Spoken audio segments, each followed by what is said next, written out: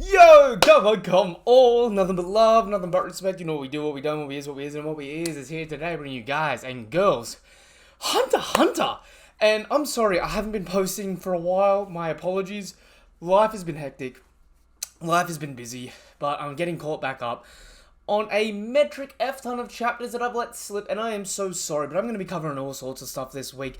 I got everything from Hunter x Hunter to Boruto to Black Clover to starting Chainsaw Man. I'm doing all sorts of stuff this week, so be sure to share some love. But now that you have, let's get into the greatness that is Hunter x Hunter, chapter 401. Last chapter ended the spider's flashback, and I'm excited to get into this greatness. So, without further ado, the crucible of death spreads through the ship. And we have one of the princes here. To be honest, I forget which number she is, but she's clearly got the thorn crown. This is one of the bastard princes, isn't it? One of the illegitimate ones, which is why she's been marked upside the face. So she's actually in support of, I want to say the fourth prince? The one with the shaved head? Upon a peaceful sea, the brutal succession war rages on. 10th day, Tuesday, 11:45 a.m. Fifth Prince, Tubapa's personal guard. You're up next. Please come this way. Curious to see how a covert Nen user handles this. Will she feign a reaction to Kurapika's attack, or just come straight out with the truth? It would be great if she just accepts her fate and takes out Prince Wobble. I don't need the divination test. I can already use Nen, and they're shook. That said, the snakes were not my doing. This will act as both the proof and reasoning for why I'm here. Ooh, she's a different type of Nen user. This is my conditional manipulator ability, Moonlit Decree. I can bestow or limit the power of whoever signs the contract. It's binding, but the target has to sign of their own free will. So please listen carefully before deciding. You want me to sign a contract. What are the details? To ally with the fifth prince, Tubepa. However, she's unaware that I'm a Nen user. This contract is only insurance, a means to facilitate my true goal. You've come well prepared, but I don't have time for half-truths. So, if I determine you're lying, I'll shoot. Isn't that threat a waste of time? After all, a 22 caliber would be useless against a Nen user. Disclosing the whole truth is one of my ability's conditions, and would be sufficient for creating a simple contract between you and the prince. But my true goal requires that you be given even more power, which is why you must listen to my full explanation before signing. And what is the goal? What's wrong? Nothing. I just don't know where to start. I guess I should explain the original plan. Everything else will make sense after that. Whoa!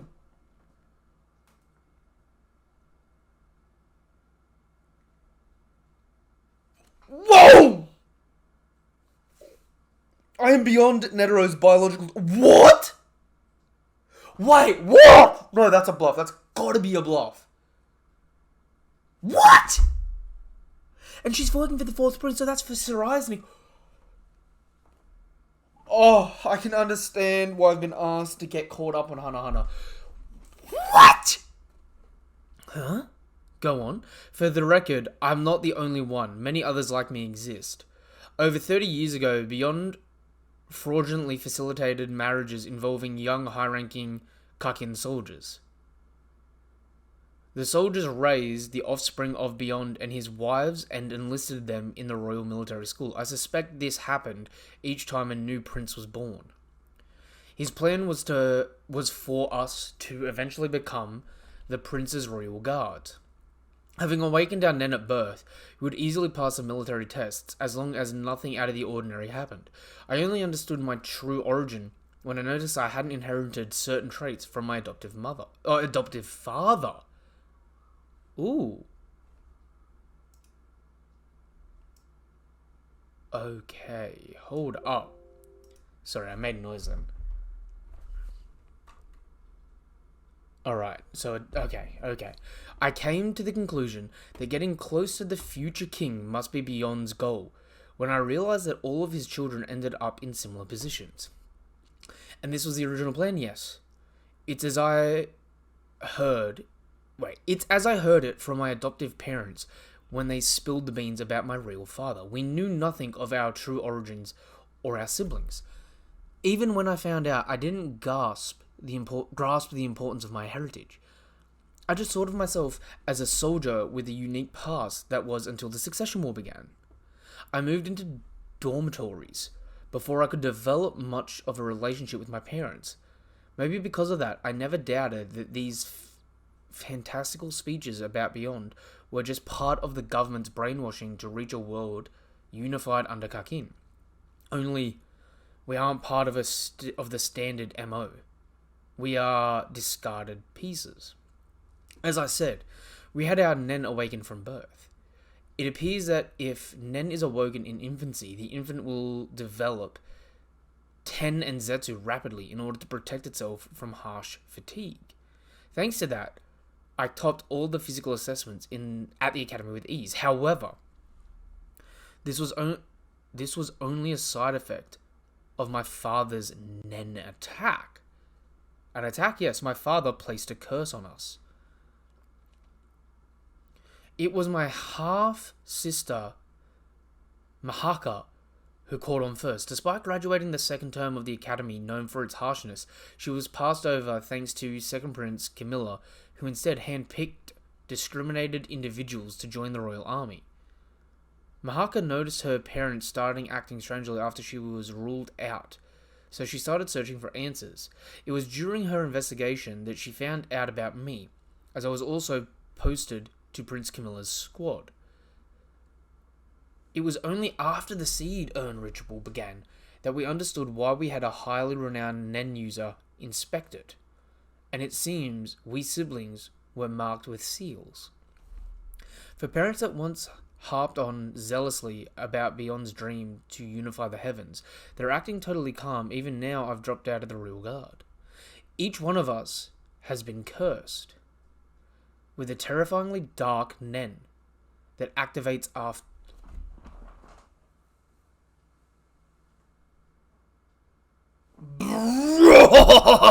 Brethren, please use Gyo and take a look. The user claims that I'm an appeasing sacrifice. To put it simply, I was bred to assassinate a target, with myself and Maka included. There must be over 10 appetizing sacrifices. It's only natural to think that there must be even more unappetizing sacrifices as well. My guess is that Beyond prepared many pawns to counter any number of princes. We were told that burning the surface or trying to remove the cursed parts would have no effect, and that it was the strongest curse they'd ever seen. Beyond has converted us into mere envoys of his curse. We are living sacrifices. I can't ascertain the ability and whom it'll target, but I'm certain we've been possessed in order to curse that person to death. Kurapika. Honestly? Low-key? I got a feeling it's someone on the Dark Continent, not gonna front. Kurapika. If we take too long, the guys outside will start getting antsy. Still, we have to hear the whole story. Otherwise, we can't sign the contract with Prince Tupepa. With Makaha, Beyond didn't initiate any moves when she was released as a private guard, suggesting our targets aren't necessarily the princes we've been assigned to. In fact, being close to the princes, and by extension becoming a soldier in the first place, may have been superfluous. We've had our very lives and dreams manipulated by the hands of our cunning father. So, even though you don't know the target of your curse, or the target of the curse, you're sure it's a prince. Quite so. It's my hypothesis but I firmly believe it. The numbers can't be a coincidence. There are over 10 appetizing sacrifices and 14 princes. I can't be sure who will kill who, but it's clear that Beyond has a strong conviction to end the succession war. Him not informing us must mean either he's already holding the trigger or is waiting to meet the conditions that'll accumulate the required aura. I think it's the latter. Beyond currently has wormed his way into the core of Kakin, in which case it would be simple to gift the throne to the first prince immediately. To kill through a curse requires a death of a powerful sacrifice. To ensure Prince Benjamin remains in the war, he could inform him this via unencrypted code. The first prince is backed by the royal army, and he has the trump card of being able to give special orders. No, I don't think it's the first Prince Benjamin. Huh? We're talking about a cunning, cold-hearted, thorough man who has ample time to prepare. It doesn't make sense to go to such lengths in order to support an easy target. Then who? No, you can't be serious. Exactly. I believe that one of the princes is Beyond's...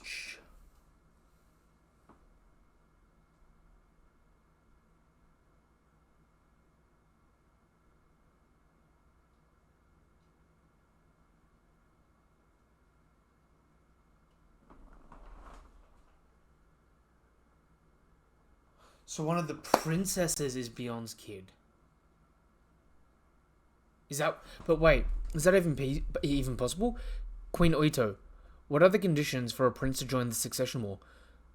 Only Nesuburi's wife's legitimate children can participate. I suppose that could even include children not actually fathered by the king, but surely not.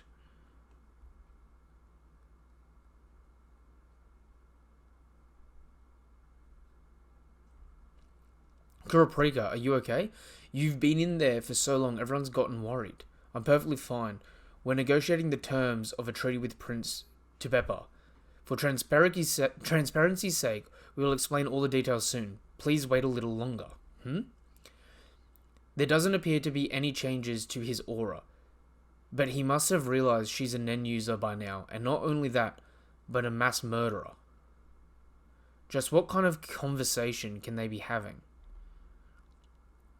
Please continue. Prince Tupapa's contract will be a peace treaty with the 8th Queen onto the 14th Prince Wobble. It prohibits any attacks between the respective queens, princes, or their guards. Renewing weekly if the 5th Prince's representative registry in room 1014 every Sunday at 9 AM. If your party infringes the rules, then my ability will activate, enacting the penalty a week-long forced state of Zetsu. A prolonged state of Zetsu could be very dangerous. The wording is too ambiguous. Would cooperative use of Nen, such as healing, also be considered attacks? If that was the case, then my ability itself would be considered one. As long as you don't do anything that directly causes harm or obstructs our objectives, it won't activate. Plus, the 5th Prince won't nullify the contract one-sidedly. And I can't activate the ability myself either. I'll also add, if you find Beyond's child before the elimination of Prince Tupepa, or the competitors are reduced to 2 as additional amendments to the contract, still, on the off chance that none of the princes are applicable, then the criteria will be met and a boon applied. Of course, these amendments will be annulled if Tupepa refuses to sign, but if you continue the inquiry and meet the criteria, I promise to start a new private contract with you, bestowing the boon onto you. And that boon is the gift of using my ability a single time. Oh, shit is getting real.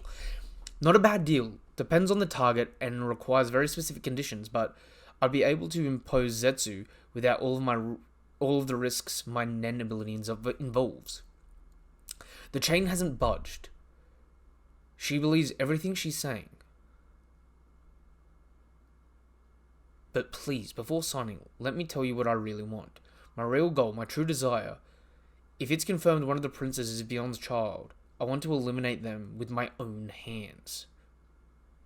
If only my father had shared his intentions with me, even if my role was exactly the same as it is right now, I would have never reached this resolve. And they all walk out. Still no changes in their aura and no signs of a Nen battle. So they really were negotiating. But then why? Is she crying? What happened in there? No evidence of Longy's attack. Maybe it's a long-range ability that requires meeting multiple conditions in order to activate an unbeatable power. If so, could it have affected both Kurapika and Bill?